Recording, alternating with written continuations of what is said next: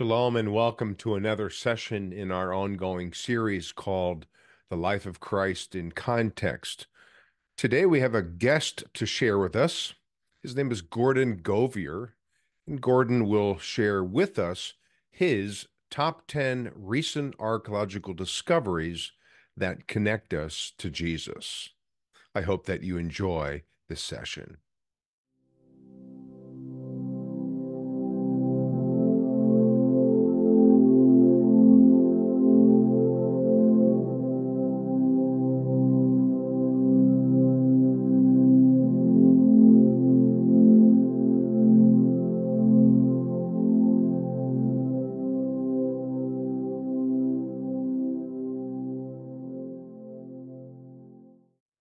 Shalom and welcome to another episode, and this one is with our guest and friend Gordon Govier.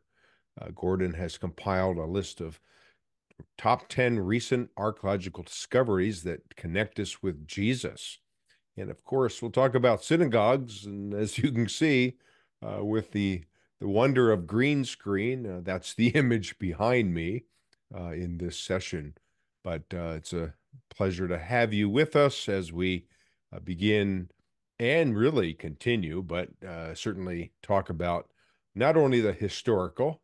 Our goal is to see Christ through the lens of the geographical as well, but as we begin this session, certainly our focus will be on the archaeological, but also it relates to the chronological order of the life and ministry of Jesus. We'll touch on some of the customs and culture of the Bible, especially the first century, and we can't escape the most important aspect of understanding Jesus in context, and that is the soteriological, or the redemptive purpose of Jesus' coming.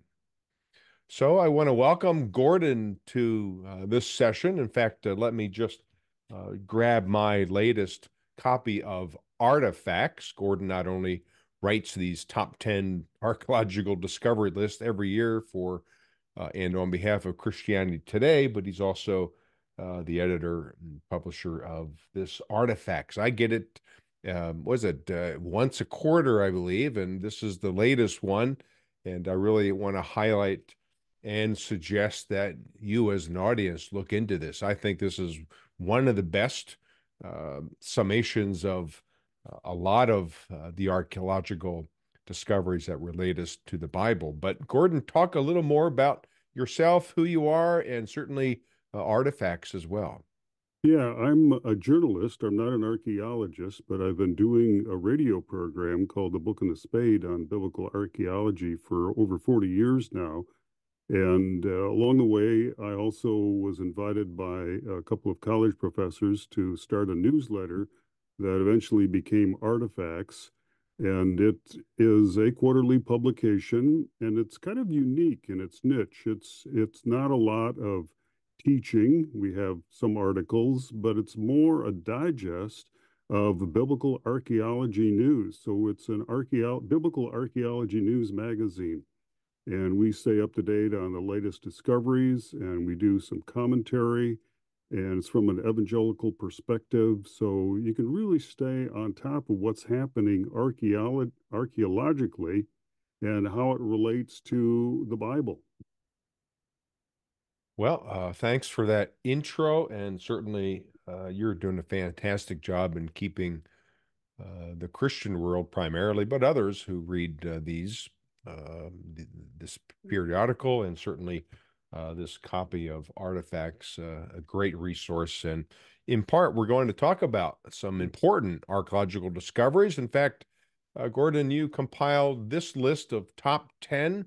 We're going to start on Mount Zion, Har Zion in Hebrew. Tell us a little about the priestly mansion. Let me also just say one more thing, John. For those who Sure. want to subscribe to Artifacts, they could go to my website at radioscribe.com. And that's a way to listen to the weekly radio program. And there's information on how to subscribe to Artifacts. And we also have breaking news videos from the Israel Antiquities Authority and other places. So that website, radioscribe.com, is a good way to keep up to date on biblical archaeology. So along the area of the Mount Zion between Mount Zion and Dung Gate. For those who are familiar with the old city of Jerusalem, just outside the walls there, archaeologists have been excavating for almost 2 decades, going back to about 2008, I think. And this particular excavation, as it was getting started about 15 years ago, um, they came down on a priestly mansion located just over a stone's throw from the Temple Mount. So very close to the Temple Mount and a lot of fancy features, including a bathtub. And this all suggests that it's the residence of someone high up in the priestly ranks, perhaps even Annas or Caiaphas, who are mentioned in the Gospels. And centuries later, in the Byzantine era, this area was filled in, and a huge church known as the Nea Church was built over it. And that's how it was preserved for the archaeologists to dig up 2,000 years later. So if you're coming out of the Zion's gate from the old city, you turn left, and this is where the excavation is. And even this particular item, Gordon, describe what we're looking at here.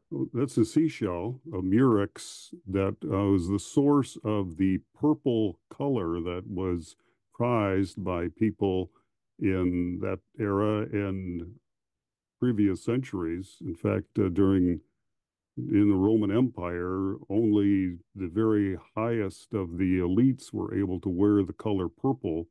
And it came from this tiny little sea creature. And that's one reason why it was so expensive. You needed thousands and thousands of them in order to get enough dye to be used to create these purple garments that people were wearing back in those days. Well, we have to talk about Pontius Pilate as well, and there's a couple inscriptions we can talk about, beginning with this ring inscription. The priests Annas and Caiaphas are notorious, of course, for their role in the trial and crucifixion of Jesus, as is Pontius Pilate. In 2018, it was announced that a badly corroded ring found a half century earlier in an excavation at Herodium carried an inscription that said, "Of Pilatus." Advanced photographic techniques had been used in order to read, finally, this inscription. Now, there's a debate going on over whether this ring could actually have been worn by Pontius Pilate or just someone who acted on his behalf, since it was a copper alloy, not really all that fancy. And this is the second time the name Pontius Pilate has been turned up in Israel. The first time it was inscribed on a building stone that was excavated at Caesarea Maritima, again, about a half century ago.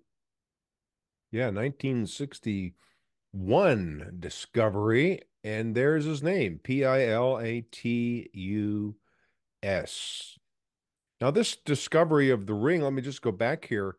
So you're telling me, Gordon, that this was found 50 years ago or so, but sort of rediscovered and reinterpreted? Is that sort of how it worked? Well, it's very hard to read, and so they needed these advanced photographic Hmm. techniques in order to be able to read it clearly. So new technology is always adding to the ability to decipher discoveries. Let's talk about Herodium since the ring came from there. Yeah, this is a fortress palace built by Herod the Great, one of a number that he built, and this one is just a couple miles outside of Bethlehem, and they're still working there even today. In recent years, archaeologists have been excavating a monumental entrance to Herodium, as well as a mini theater and what they believe to be the tomb of Herod himself.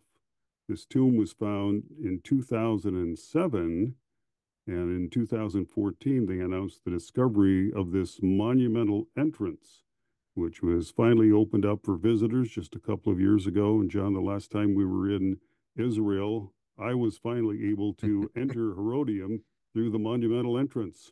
Oh, that's an amazing feeling, if you will. We looked, Gordon, at the continuation of the excavation, but weren't allowed in for a few years. But this is one of those pictures from before it was open to the public. But what a great, great site.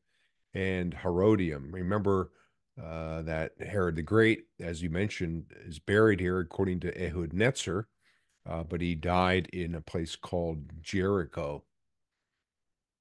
Herod's palace, both in Jerusalem and Jericho. Yeah, Number so seven. Herod built a half dozen of these fortress palaces, Masada maybe the most famous. And of course, there was a palace in Jerusalem. And the site of this Jerusalem palace has been a variety of uses over the years. Most recently, in the 20th century, it was a prison.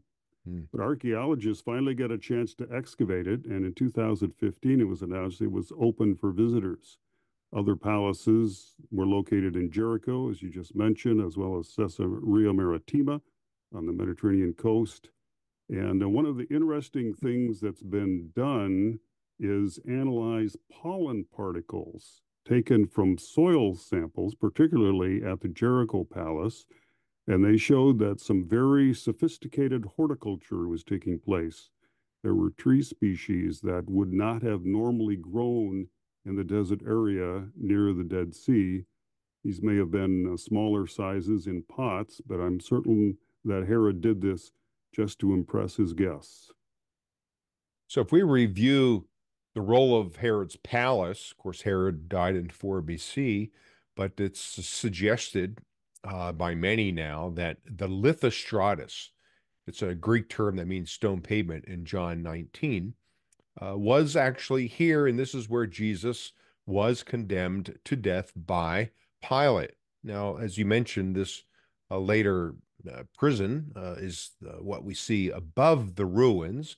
And there you can see partly, I believe this is more first century, but it does, I think, go back even to First Temple, down at the lower reaches of this palace. It's located at David's Citadel today. But what did the palace look like? Now we go to the 1 to 50 scale model of Jerusalem at the Israel Museum, and you can see that there was some kind of pavement in between. But even though this is an older model, I would like to suggest, Gordon, that, and I don't know if I think we've been here before together, but whereas this structure and this structure is much time a time much after Jesus, these steps, as suggested by Shimon Gibson, Joel Kramer, and perhaps others, suggest that this was where a gate was that allowed a western exit from the palace that's right behind this Turkish wall. In fact, now it's a Turkish wall, but there once was a gate complex there. In fact, you can see the original steps, and I think it's really impressive, Gordon, to think that when we read John 19, and this is a newly purchased photo that I bought from Archaeology Illustrated. I think it's a fantastic display of the possibility that where that gate was in today's wall, it's represented here, and Jesus was standing in front of the Jewish leaders, who, of course, could not go inside. But perhaps this is the lithostratus of John 19, where Pontius Pilate condemned him to death. And then the text in the Gospels tell us that he went back into the palace and then later to the place of crucifixion. So I just love this image. When I saw it, I go, I have to get it. It's a great teaching tool. And even today's line of Turkish wall extends the same line as it did 2,000 years ago. But you mentioned Jericho. There are some palaces here at what we call Hasmonean or New Testament Jericho. And tell us a little again about the pollen. This is pollen that was excavated and saved, I think, by Ehud Netzer, people that were working with him again many decades ago, Mhm. and was put in a drawer. And then a few decades later, an archaeologist with the right credentials decided that she needed to look at these pollen particles and analyze them and figure out what they were. And they were able to do that and figure out what kind of plants and trees were in Herod's garden. So Herod's Palace here at Jericho. He even had bathhouses here, and that's an interesting phenomena because here in the summer, it's over 100 degrees almost every day. But we call it New Testament Jerusalem. So, in the vicinity of this palace, keep in mind, listeners, that we're talking about the area where Zacchaeus lived and Bartimaeus, two individuals that are mentioned in the Gospels.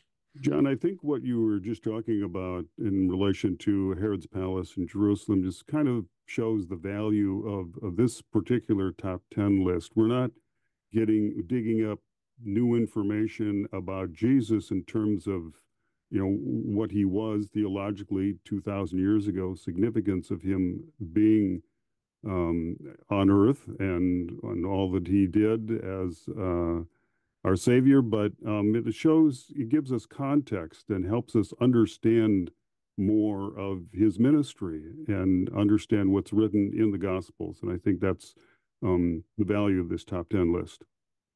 Yeah, real places, real locations, real events surrounding Jesus. And perhaps number six, did Jesus grow up in Nazareth? Certainly he did. Did he know who maybe lived in this home?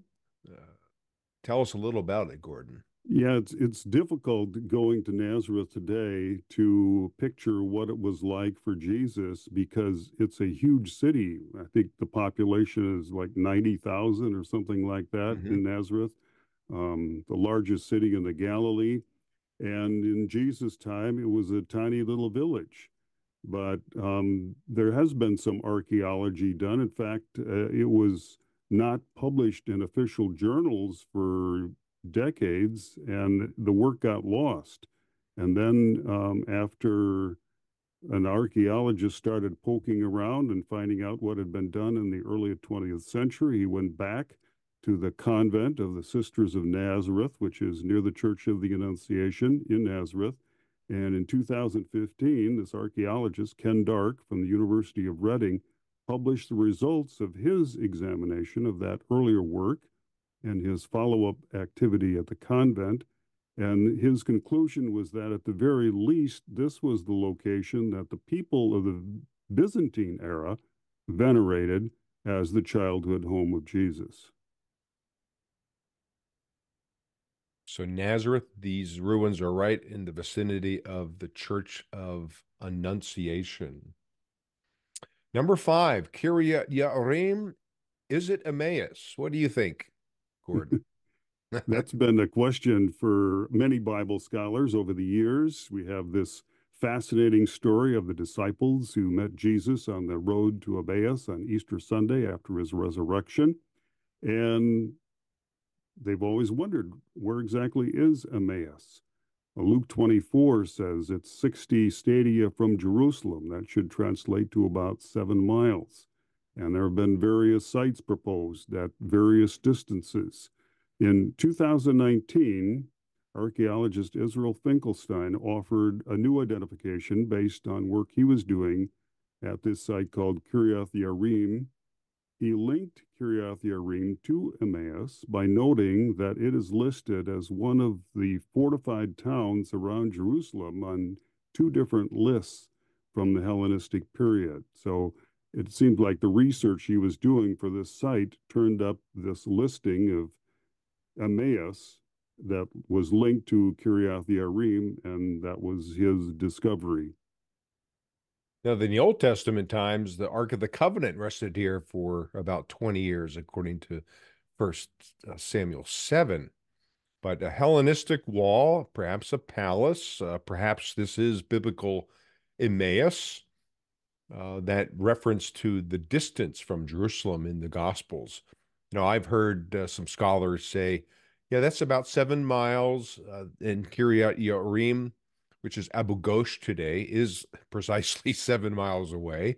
Some would say that's round trip. So those who believe that a little closer to Jerusalem is a site called Motza today, and just underneath the highway bridge, if you will, the overpass, is where some of those excavations have taken place. So, and the Byzantine and the Crusader Christians believed that Emmaus was even further west, but I think that's too far geographically. So, We'll see how this develops. As you know, Gordon, as you report, you can find a ruin or a discovery of some kind, and it's based on how you interpret what you find is really what it is. So it's always up for debate and interpretation.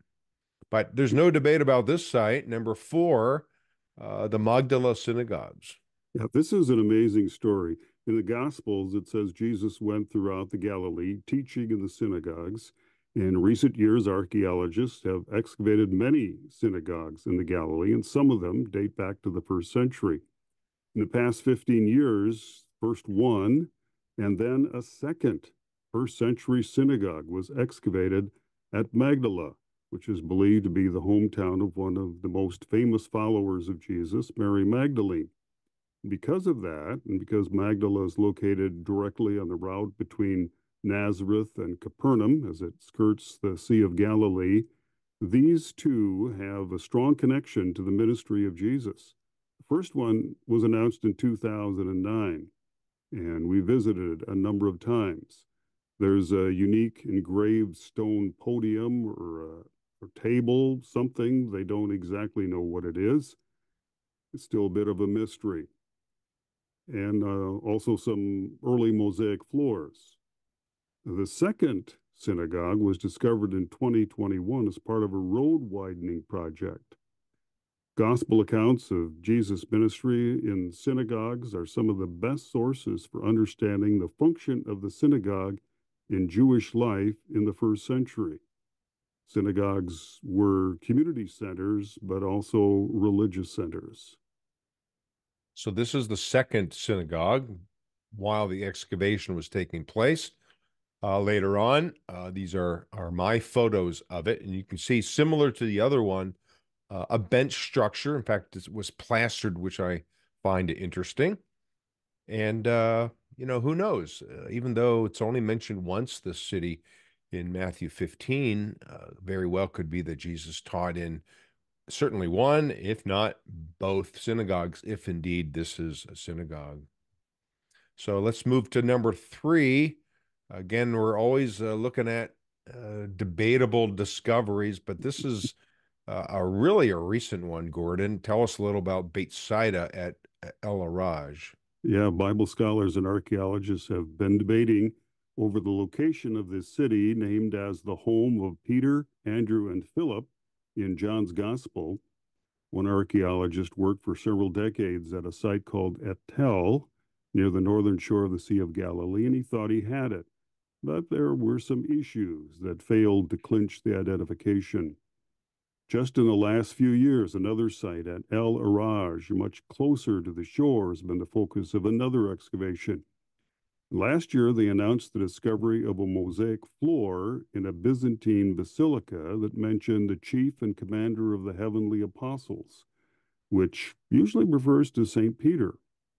And then in the last few months, they announced that under the apse of this basilica, they found walls going back to the first century and a little bit later period. And that suggests that this basilica was built over the home that they believe to be the home of St. Peter in the Byzantine period. The Gospel of Mark suggests Peter lived in Capernaum. That was where his mother in law lived, anyway.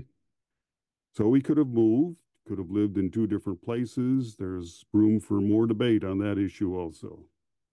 Yeah, that site at Capernaum, just to the east, all along the shoreline, really, of the lake, is a house that has been identified as Peter's house, in reference to Mark 2. But I don't know. The John 1 text tells us, Gordon, he grew up here along with his brother and, of course, Philip, Peter, Andrew, and Philip. So what we're looking at is the Byzantine apse of the church, but underneath, and I could be pointing to the wrong wall, so I don't uh, display an expertise on this site because when I go visit it, and of course this was just discovered, it's usually covered up, but uh, we're talking about a structure underneath the Byzantine one, and wow, could that be where Peter grew up with his brother. So we'll see what the next year's excavation will unfold. Here's that mosaic once again. So below the Byzantine ruins, they have indeed found Roman mosaics, probably from the first century, no doubt, I should say. And uh, I do know that the city's name was changed from Bethsaida to Julius in about 30 AD. So, always more to discover about Bethsaida, but let's return to Jerusalem using this wonderful illustration, again by Archaeology Illustrated, to talk about the pilgrimage road, which is right here. You can talk about it, and also this pool that we see at the southern end. The Pool of Siloam is a great story. In 2004, there was a public works project going on, and they found a set of steps that they believed to be the Pool of Siloam. And then in 2023, just a year ago, an excavation began looking for the other three sides of the pool, and they didn't find them. A major disappointment. Over the past decade, another huge excavation project has been going on, excavating the remains of the pilgrimage road that goes from the Pool of Siloam up to the Temple Mount from underneath the modern village of Silwan. So ultimately, when this is all done, Jewish and Christian pilgrims will be able to retrace the steps of first century pilgrims from the Pool of Siloam to the Temple Mount.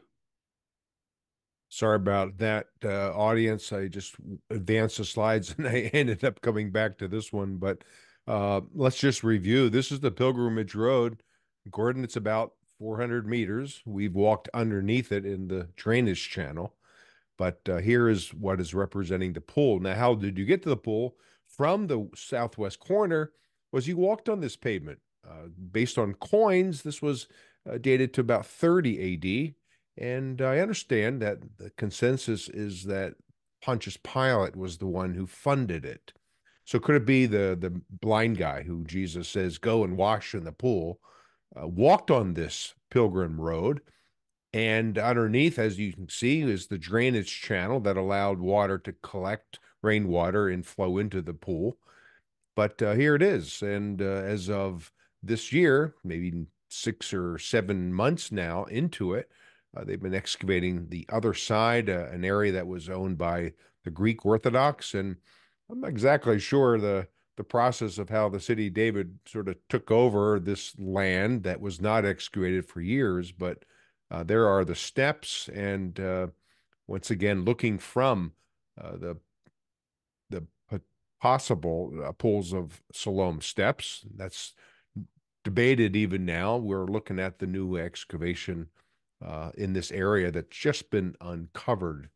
Most likely, they won't find any other stones there because they've been probably robbed and looted and used elsewhere.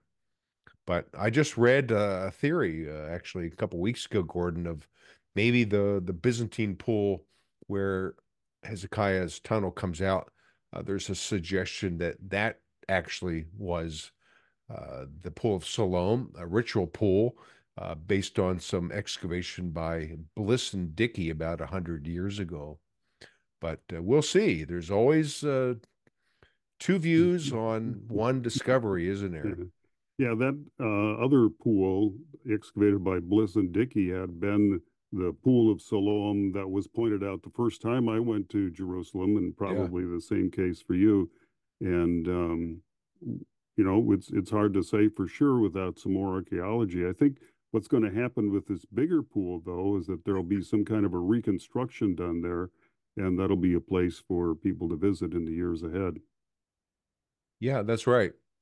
Certainly, there was a Byzantine church built over what Bliss and Dickey thought were first century ruins that maybe testifies to a first century pool, but most people go, no, it's Byzantine. It can't be the real pool. Maybe this one is. So stay tuned. But this is, at least for now, the pool of Siloam mentioned in John 9. And drum roll, please. Here's number Mhm. one.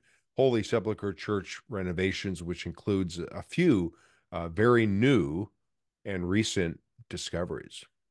And this is a site that has been pretty much off limits for centuries because a number of different churches, denominations have their own space, and there's a lot of politics involved. And to get anything done at the Church of the Holy Sepulchre has been a challenge over the centuries.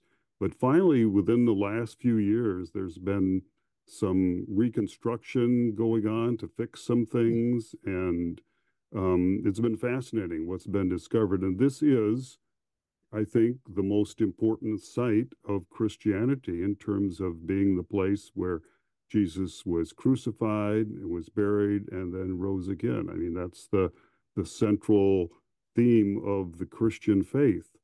And this church was first built around 335 AD by the Roman Emperor Constantine to mark the site of the death and burial of Jesus. And it contains Golgotha as well as the tomb of Joseph of Arimathea within its walls, according to tradition.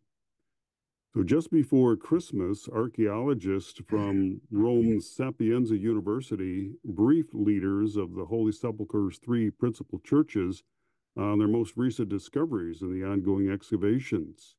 And one of my contacts is on the pastoral staff of another church in Jerusalem and reported that they uncovered there some things that are just astounding.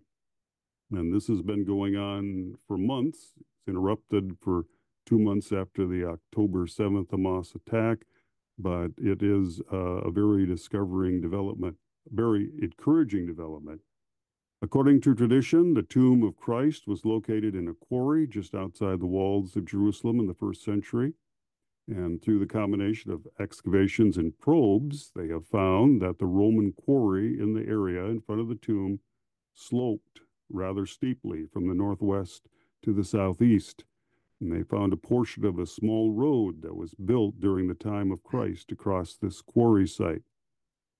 So if you go to the Church of the Holy Sepulchre today, you'll see under the rotunda a small marble structure that's called the edicule, which surrounds what is believed to be the tomb of Christ. And in this area, excavators uncovered the foundation remains of Constantine's very first monument around Christ's tomb, which was known as the Anastasis. The Anastasis base was circular, measuring 20 feet in diameter, surrounded by 12 columns.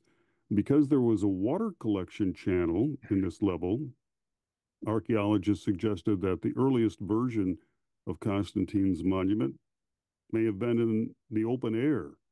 And then later, the roof of the rotunda was added overhead.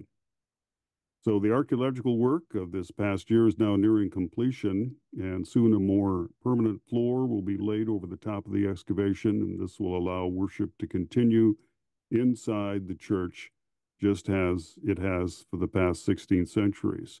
This is the latest. Just a couple of years ago, there was another excavation of the edicule itself that was closely covered by National Geographic magazine. And this was the first look inside the traditional tomb of Christ since at least 1555. The work needed to be done to make repairs of the structures so it wouldn't collapse. And they stripped away the marble all the way down to the limestone platform where the body of Jesus was believed to have been laid after his crucifixion.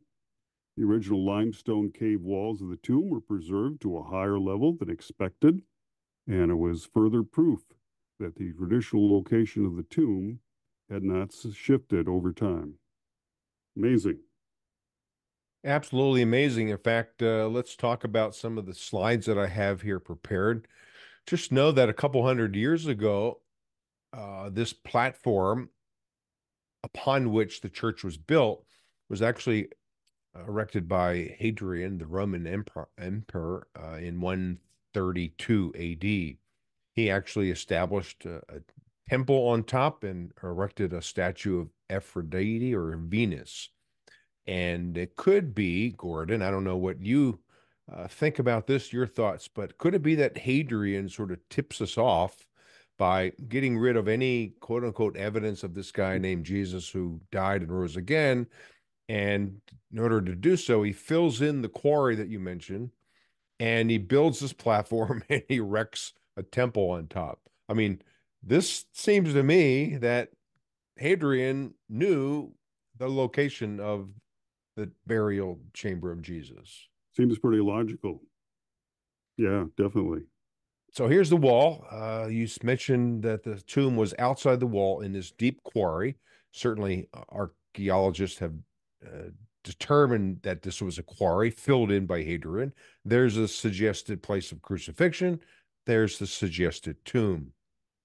And then notice that the tomb, in order for the church to be built in the fourth century, the tomb had to be chiseled away, only leaving the bench of the tomb and then erecting an edicule on top. Whereas the rocky scarp upon which the crosses were located was essentially, at least portion of it, left intact. So here's the edicule, and inside this structure that has been built, rebuilt, built, rebuilt. In fact, I love this picture. The sun, that's so symbolic of course, the resurrection, victory over death by Jesus. But uh, that's the rotunda and the dome built by the Crusaders. But inside this edicule, well, let's just talk about here outside first, because Gordon, you mentioned for the first time they've actually discovered some items dating back to Constantine, and I believe these are uh, the items or the area of that excavation.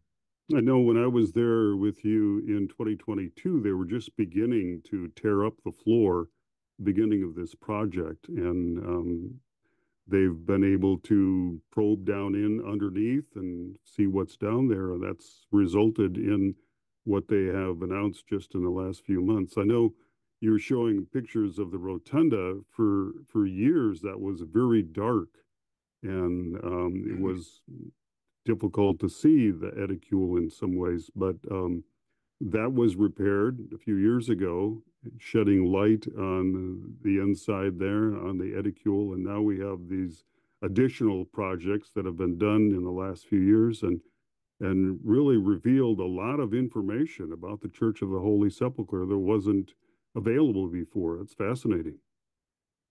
I believe this is a part of the foundation that Hadrian built in order to build the platform that provided stability for his temple. But Jesus gets the last word, doesn't he? And that's certainly why we focus not only on these exciting archaeological discoveries that point us to Jesus. Thank you, Gordon, for your list. Great, great list. But we always have to say something about the redemptive purpose, and certainly our faith hinges upon his death and resurrection. Just like 1 Corinthians 15, Paul says, if it didn't happen, then our faith is futile. But indeed, God raised his son, Jesus, from death 3 days later.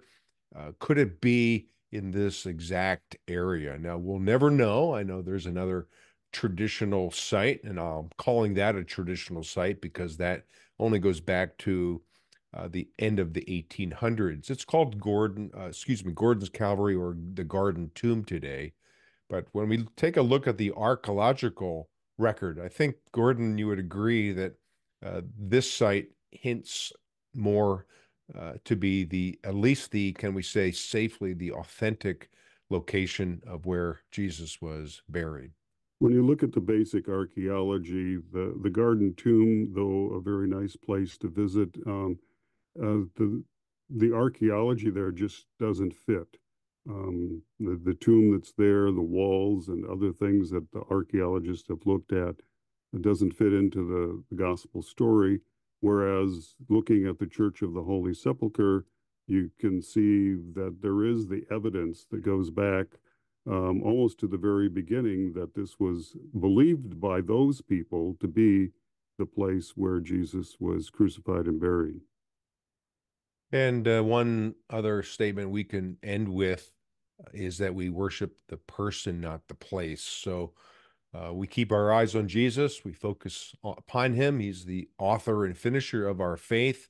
And certainly our faith walk is completed as we place our trust in Him, when we repent of our sin and turn to Him and look for Him, to Him, for eternal life with Him. So, what a great list! It's an honor to have you on, Gordon, and certainly I hope that everyone has been beneficial, or this has been a beneficial experience for everyone as we again connect these dots between the life and context of Jesus with what archaeology can reveal for us.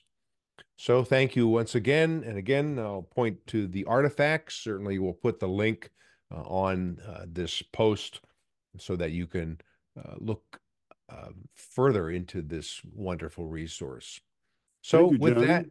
yeah, Yeah, it's always great to talk with you, and it's always great to talk about biblical archaeology. So thanks for having me on the program. you're welcome. It's our honor, and we'll hope and pray that we'll have you on for more episodes, and not maybe not for this series, but also for upcoming teachings. So thanks so much, Gordon. Thanks for to all of you for tuning in to this session, and I hope that you watch for our next session that we'll post as well soon.